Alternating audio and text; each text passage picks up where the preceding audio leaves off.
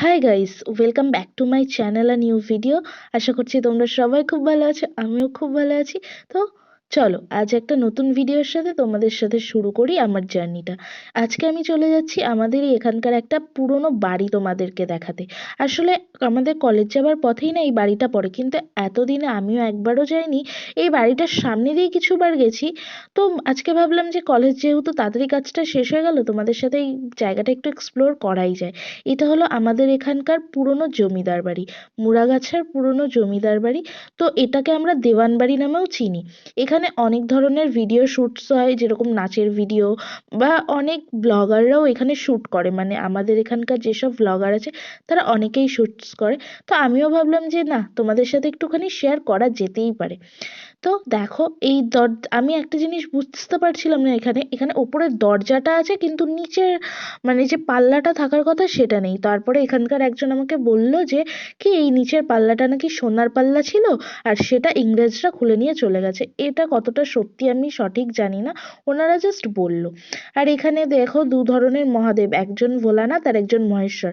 আমিও একজনকে জিজ্ঞাসা করলাম দুটোই তো মহাদেব। বললো যে এটা ওই সময়কার রাজবাড়ির রাজা আর কি প্রতিষ্ঠা করেছিল কিভাবে সেটা তিনিই জানেন। আর এই দেখো, সামনেটা যতটা না পুরনো ছিল, পিছনটা একটু বেশি মানে পুরনো, দেয়াল ফেয়াল চটে গেছে সেরকম, মানে একটু হরর হরর ভাব। মানে এটা সন্ধেবেলা আসলে বেশি ফিলটা নেওয়া যেত। আর এই দেখো একটা পুরনো কুয়ো, আমি কোনোদিনও এরকম কুয়ো দেখিনি, তোমরা দেখেছো কিনা কমেন্টে কিন্তু জানাবে। আর তোমাদের গ্রামে বা তোমরা যেখানে থাকো সেখানে এরকম কোনো পুরনো হন্টেড বাড়ি আছে কিনা সেটাও কিন্তু কমেন্টসে জানাবে অবশ্যই। আর এরপরে এই দেওয়ান বাড়ি, এই যে বড় দেওয়ান বাড়ির গোপীনাথ মন্দিরে আমরা চলে গেছিলাম।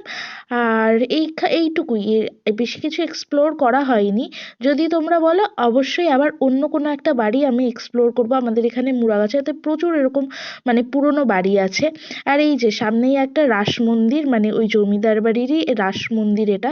এখানেও মহাদেব প্রতিষ্ঠিত আছেন। এখানে জানো তো আরো একটা কষ্টি পাথরের রাধাকৃষ্ণের মূর্তি ছিল, কিন্তু আমি তখন ভিডিওটা অন করতেই ভুলে গেছি। কি আর করা যাবে, যেটা হয়নি সেটা তো নিয়ে মন খারাপ করলে হবে না, আর একদিন এক্সপ্লোর করতে হবে। আর এই দেখো আর একটা পুরনো ভাঙা বাড়ি। তো আজকের ভিডিওটা তোমাদের কেমন লাগলো অবশ্যই কিন্তু জানাবে। আর এই যে আমি চললাম বাড়ির উদ্দেশ্যে। আজকের ভিডিও এইটুকুই। ভালো লাগলে like, comment, share and subscribe. Tata.